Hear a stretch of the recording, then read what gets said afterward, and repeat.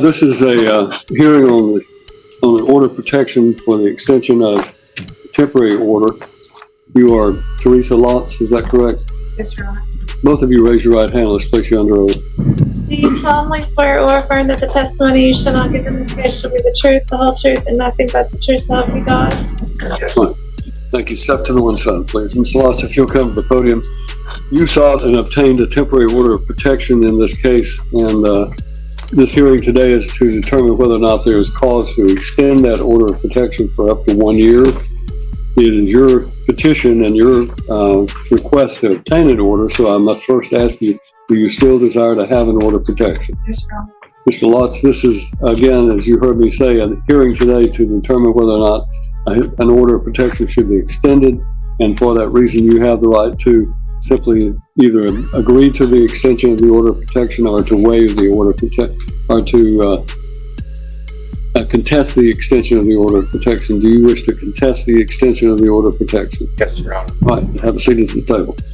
Ms. Lotz, if you will come around to the witness stand, I'm going to ask you to have a seat. First of all, you've been placed under oath, so I will remind you you are under oath. This is your hearing today for you to tell me why you feel that there is a need for an order of protection. And even though there's one been issued, I did not issue that order of protection, I don't think. So you need to start from the beginning and tell me every reason why you feel that there needs to be an order of protection. And you need to speak directly into the microphone. Yes, Your Honor. We were divorced in 2024, May of 2024. We do share a daughter together. Since being divorced, it has been countless times that he has been disrespectful, harassed, left voicemails. A Tennessee courtroom opens a hearing to determine whether a temporary protection order should be extended. Teresa Lotz describes years of fear, harassment, threatening messages, and ongoing concerns for her safety. That were threatening, and I just don't feel safe. He is currently living on the other side of New Johnsonville from where I am. And he has no business on my road. There's no businesses there. There's no reason for him to be there. It's not a way for him to get to work. And he has been on video driving past our home. With his history of domestic violence against me in 2021, I don't feel safe. He's made threats against myself and my fiance. So I'm not sure what I'm supposed to do. I was told by Officer Bailey in New Johnsonville that this is probably my best bet to get like the harassment and such to stop. All right, in your affidavit of your petition for an order of protection, you state that he has made threatening statements towards you that cause you to fear for your safety, and that he has been arrested in the past for domestic violence. Was the arrest for domestic violence against you? Yes. And when did that occur? In 21. All right, and what happened to that case? So we resided in Waverly, and we were at our home, and he followed me and the children outside with a loaded shotgun. Okay. And he ran to the neighbor's house and took shelter. When he had the loaded shotgun, did he threaten you with the gun? Yes. Okay. What did he say at that point? Well, I can't recall exactly what his exact words were, but he did come out of the house, and the shotgun was fully loaded, and he racked it on the deck. He racked it? Yes. Okay. Then you said that he had left you a threatening voicemail. On April the 19th? What did he say in the voicemail?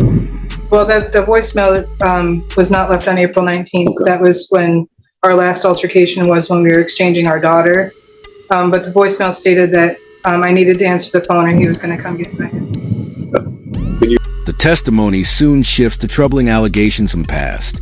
Teresa recounts a 2021 domestic violence incident involving a loaded shotgun and explains why those memories continue affecting her. You took that as a threat against you? Yes, sir.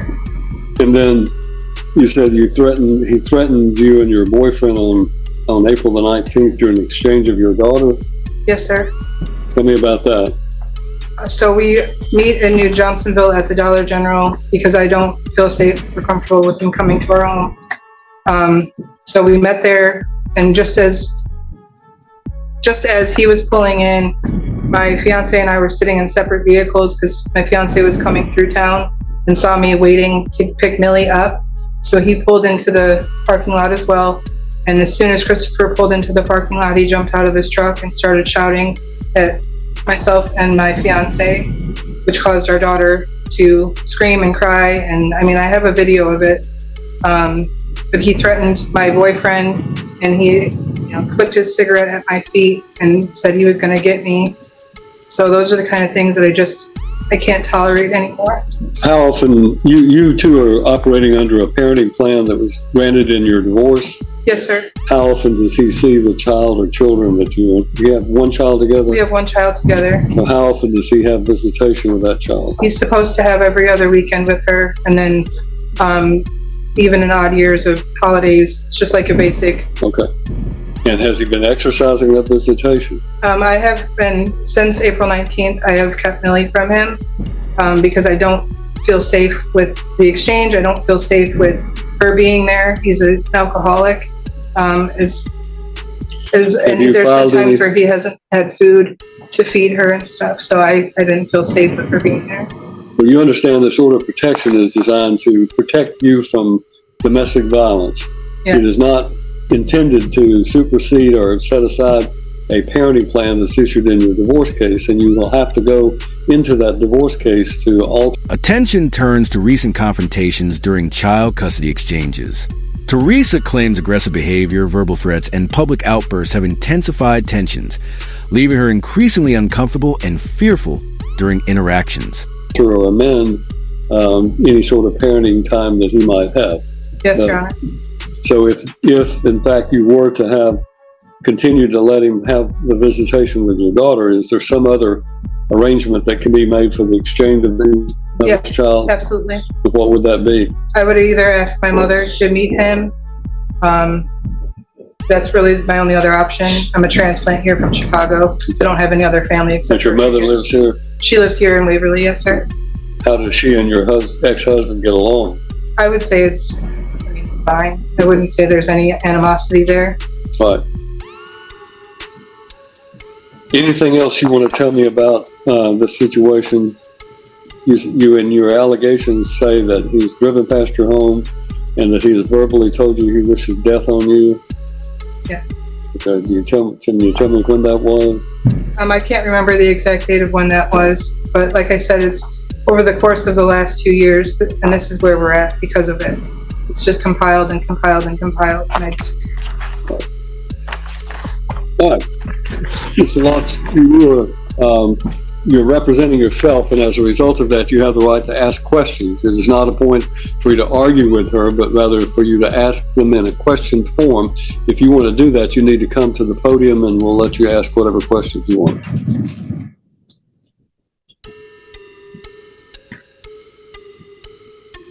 In 2021, what was the verdict on all charges that were faced against me?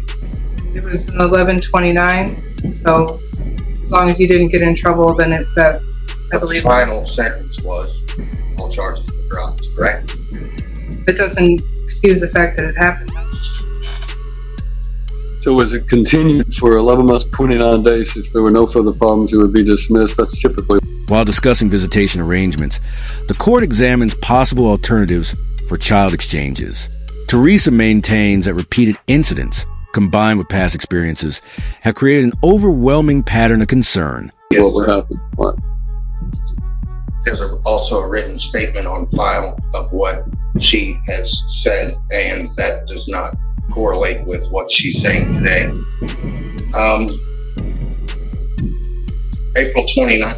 April 19th of this year,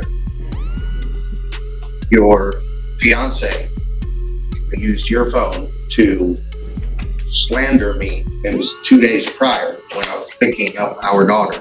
And then Now you need to be asking questions. You're making statements, so you can only ask questions. I'm going to give you a chance.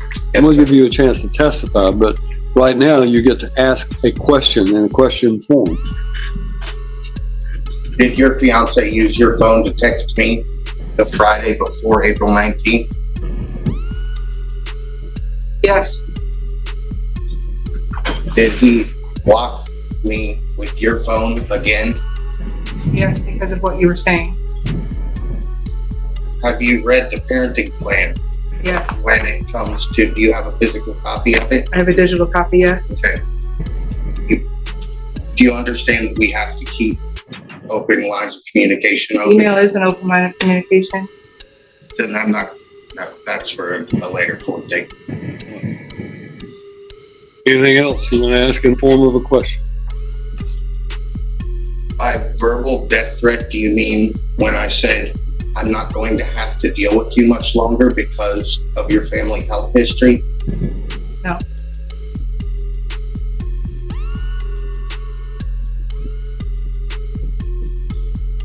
I've got no further questions for her. All right, thank you. You can step down. Thank Do you have any other witnesses you wish to call? No, sir. All right. Ms. Lotz has rested her case. Mr. Lotz, do you wish to ask any questions? Representing himself, Christopher Lotz begins questioning the allegations. The judge repeatedly reminds him to ask direct questions rather than make arguments, ensuring courtroom procedure remains orderly and focused. Do you want to testify? Yes, sir. All right, come on up.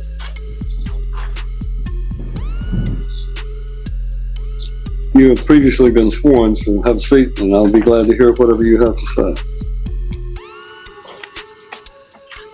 Your Honor, I feel like this is nothing more than a manipulation tactic and parental alienation. The only time in our 12 years together and now almost 3 years divorced has been any physical domestic abuse. Teresa Louts was the aggressor. You can go back and look at the sworn statement that was made by her about the problem that we had in 2021. And the 15th and the 22nd, I had Officer Simpson on the 15th, and then I can't remember the other officer's name, come to my house and talk to her. She said that we weren't dealing with the parenting plan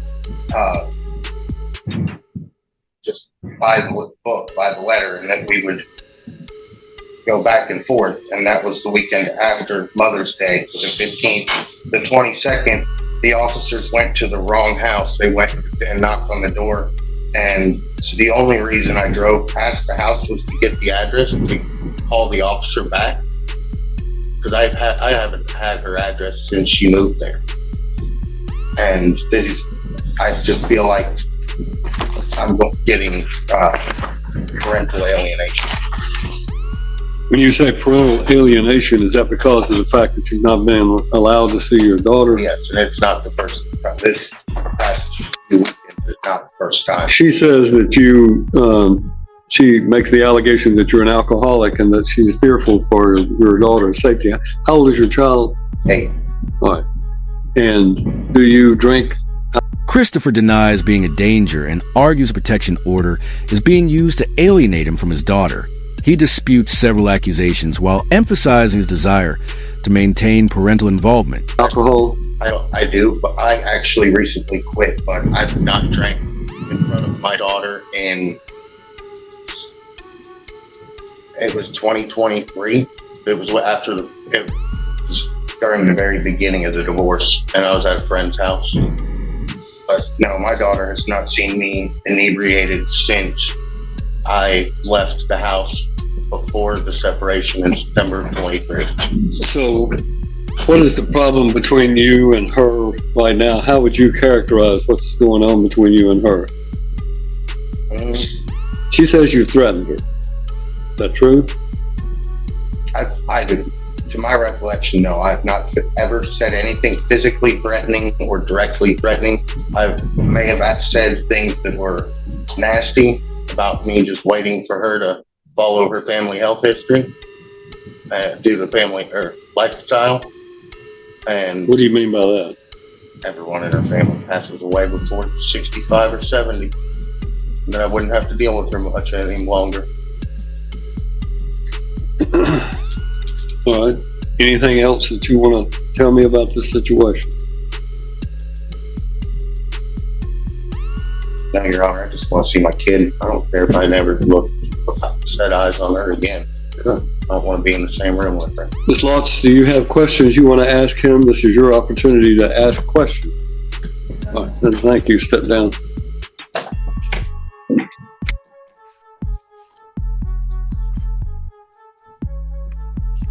Based on the testimony, the court finds that there is cause for the extension of the order of protection, but only for a limited period of time.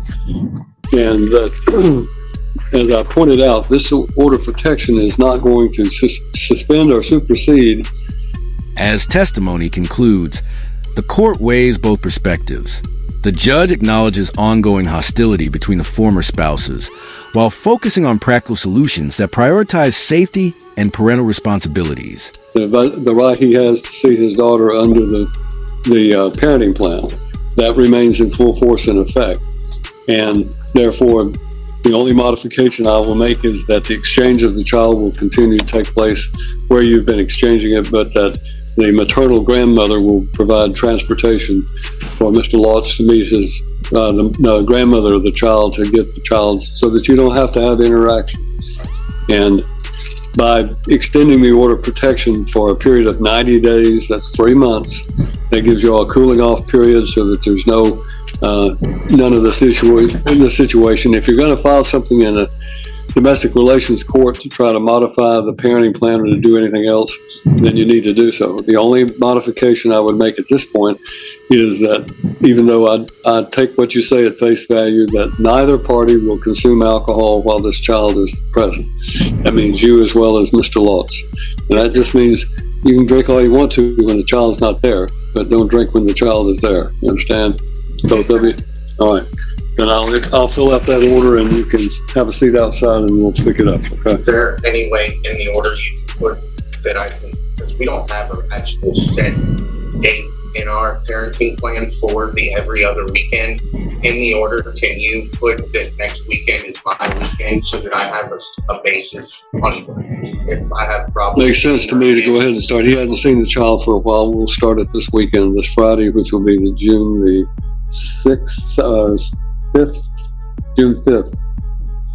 5th, 6 o'clock. It's Sunday at 6 o'clock. What happens if he doesn't bring her back on time? He'll be in contempt of court, and he'll be guilty of the criminal offense of a parental interference.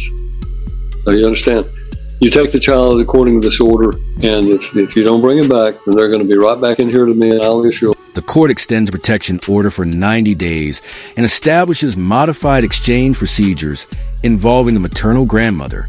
Clear instructions are issued regarding alcohol use and compliance with parenting arrangements. Warrant for your arrest. I don't want to do that. I want you to both calm down and remember that your daughter is 8 years old.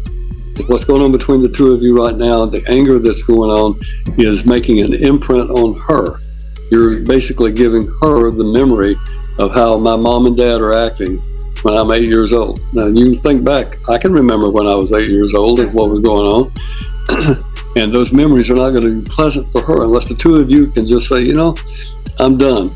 But if she has a boyfriend that doesn't like you, so be it. You know, you don't have to put up with it. You don't have to listen to anything he says.